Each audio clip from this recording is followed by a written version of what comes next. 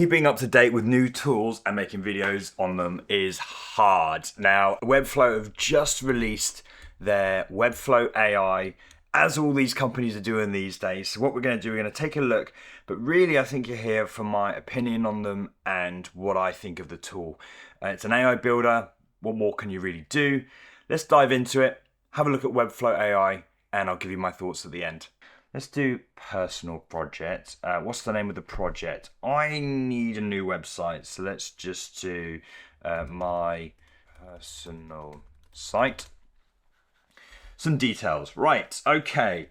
I am a content who specializes in Webflow, building websites for 20 years. Let's go with that. Okay, cool. AI suggested, yes. Generate. Cool, so you can choose themes, but we'll let it do its thing because let's see what it's capable of, I guess. So here we go. I quite like, quite like that theme, but I quite like that theme as well. We'll stick with that. What happens when you edit here? So there's a bunch of palettes. So we're seeing a preview here.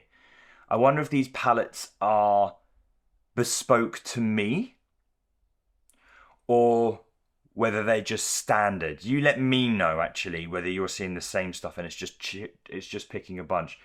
I suppose it makes sense to go with that because people know me for Webflow. So let's just keep with that one. Heading, typography, again, are these chosen for me? Now I like the customizability, but again, thinking about who this is for, I don't think they care. I don't think they really, but I suppose it's nice that the option is there. What sections? Header, inverse, alternate footer. Again, I don't know what that is. It'd be nice if we had like a little eye pop up or something like that, just to say this is how your headings or whatever, something like that. Help a little bit. Images, dramatic light. I like dim lighting. Buttons, they look fine. Forms. Yeah, I don't know how much detail you really want here. Okay, that's done. That's done. Sweet. So what I also saw online is that the classes are a mess, which I'm not seeing here, but of course we are. What's that? Oh, different layouts. Okay, fine. I'm not sure what join us has got to do with anything. Do you remember doing for webs? That contrast is horrible. Just insights. Yeah, it seems choose your plan. Like, what? I don't think that has anything to do with anything I described, to be honest. What's this now? What's that? Generate a layout. Yeah, because really, once you've got something started, it's about where AI sits in the ongoing process. Because yes, it's good to get it started, but what if that person wants, say, a new section and they don't know how to develop? But yeah, you've got the sections here, which I guess are pretty useful. We'll find the closest match. Okay, so I want a list of courses. Let's find layout. Okay, so that's the section that's really trying to be beneficial. So I guess that kind of makes sense why it chose that. Is there any new elements? So you've got add a section there. So you can still build, which is nice. So it still uses variables, which is quite nice. Because again, I'm just thinking about some people who just don't know what they're doing at all.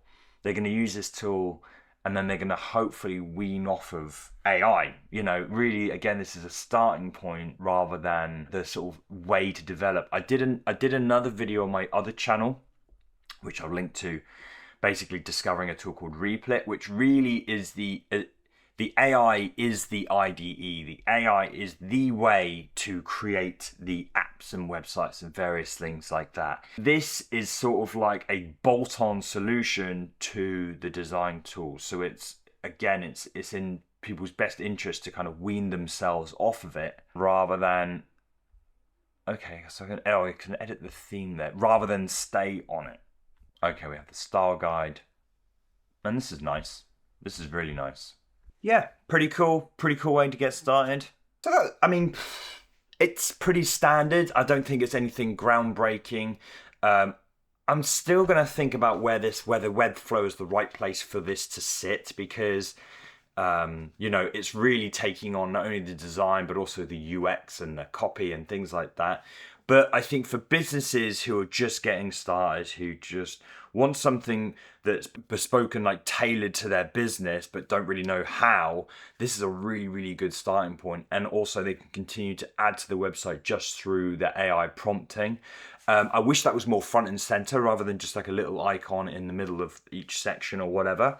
Again, because they're just in the mindset of these people, they're not going to want to dig around. But for those people, I think this is fantastic. For you as someone who knows how to build websites and things like that, this isn't going to be tremendously helpful for you. I'll have a little look at the terms and conditions, because I think one thing I'm really sensitive to when it comes to AI solutions is what are they doing with the data that you're using the AI for? Are they training on your websites? Do they own the data and things like that? So I'll have a little look. But other than that, it's exactly what you expect. Nothing groundbreaking, nothing tremendously bespoke. You could get just as good results just by presenting someone with a bunch of like sections, because that's essentially what it's doing. It's just cherry picking from a bunch of sections that best fit your description.